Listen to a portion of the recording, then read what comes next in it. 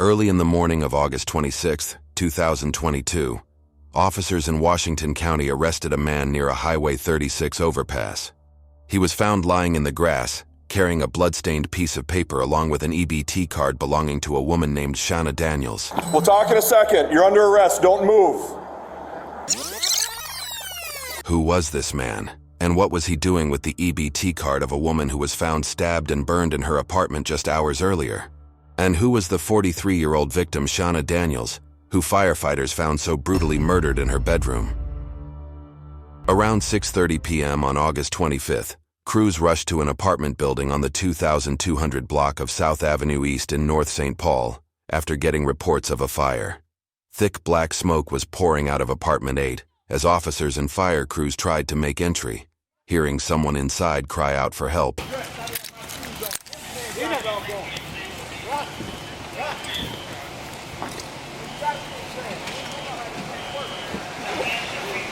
Where's our guys at?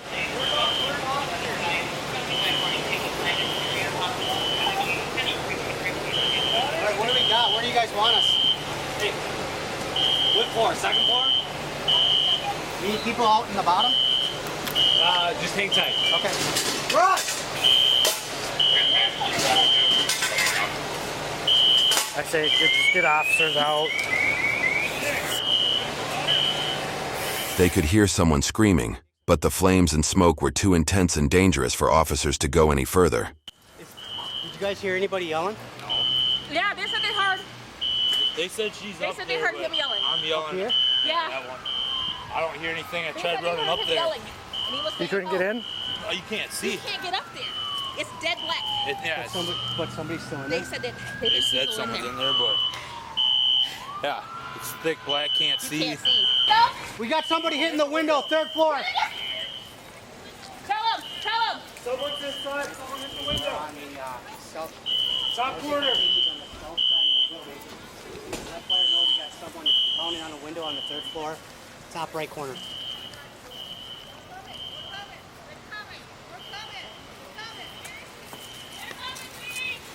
They're coming. You got one up there?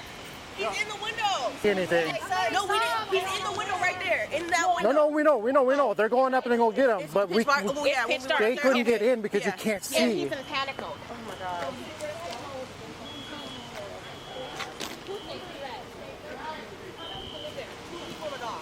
And that's their car. A lady and a woman. Heads up, there's supposed to be 2 people that live there and a possible dog, but there might be 2 people. There's dogs and there's probably 2 dogs. There's 2 dogs over up the pub. There might be 2 in there. The rest of the building was evacuated, and by the time firefighters got the blaze under control, the woman inside apartment 8 had stopped responding. As officers eventually made entry, they found her half-burnt body in the bedroom. Initial investigation would reveal that this wasn't just a fire, but the cover-up for a brutal crime. Multiple witnesses had seen an unidentified man in the victim's apartment window as the fire first started. In there about So there's a male and a female. should be, yeah. There should be a male and a female up there. Witnesses believed the victim was with her boyfriend that same day, and they were heard arguing at the apartment the night before.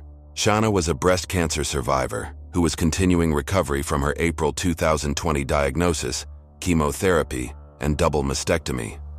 The boyfriend, Melvin Bilbro Jr., then 41, had gone to Shanna Daniels' apartment 15 minutes before the officers arrived. At the time, Bilbro was a 4-time convicted felon on supervised release after serving prison time for failing to register as a predatory offender. He was released from prison just 5 months before the fire. His past convictions in Minnesota included attempted second-degree murder of his then-girlfriend and for second-degree criminal sexual conduct involving her 12-year-old daughter in 2008, and for third-degree assault involving another girlfriend in 2019. Police obtained a search warrant for both Shanna and her boyfriend's apartment and found key evidence, a blood-stained pack of Newport cigarettes. Blood on walls. Scissors and a broken knife covered in blood. Meanwhile, in Bilbro's apartment, more evidence was found.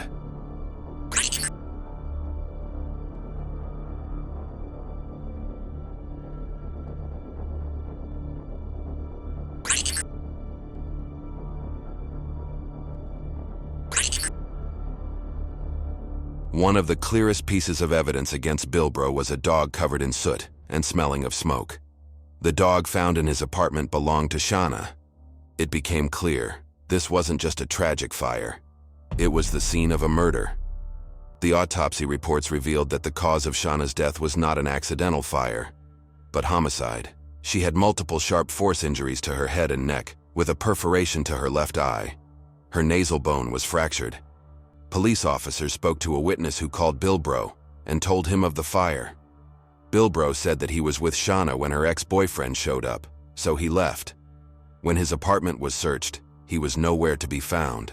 The next day, Bilbro was finally located by officers as he hid in grass near a trail and was arrested on the spot. He was found with a blood-stained piece of paper, along with Shanna's EBT credit card. We'll talk in a second. You're under arrest. Don't move.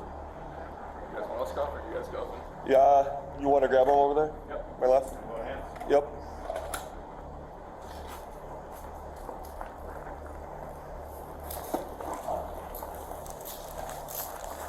You're the hand.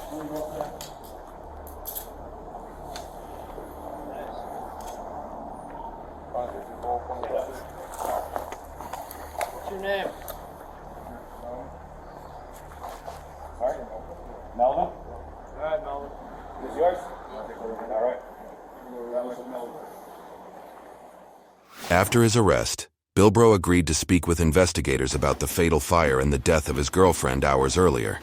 So I wanted to clear up a few things with my partners. I'd like to keep talking with you here if that's okay. Alright. So, like I mentioned before, I guess I'd like to talk about you being under the bridge a little bit. And how'd you end up there? I was just there, man. I seriously, I got nervous as hell because all I know was a moving on the left side of me and a moving on the right side of me. So I was just sitting in the middle so I can watch both sides. I don't know what it was, but I just wanted to move when I felt a little comfortable. Because I told you I smoked some weed, I was really high, and just that. Okay. You're quite a long ways away from North St. Paul, I guess, under that bridge. I think the first time. It's a pretty decent walk, I think. I mean, it was like a 10-minute drive for us. I usually jog. So you're in that whole way? No. I usually, when I'm working out, I jog. Okay. So I've been further than that. How long were you on the trail for? I have no idea. I just pace. I don't count time. I don't even count steps. What time did you leave the apartment, your apartment? I don't even remember. Because I went right across the street and that's why I ran into jail and he started smoking weed. How come you didn't stay at the apartment when people were telling you that? Then I called. I'm the one who called. I was making phone calls. So I let them like, look, what's going on? Went back upstairs. I went to the store. I came right back, but I was in the area. You went to the store? Yeah. What store? Holiday. Holiday? Did you buy anything there? Cigarettes. Cigarettes? Okay. And where'd you go after Holiday? Right back around the area.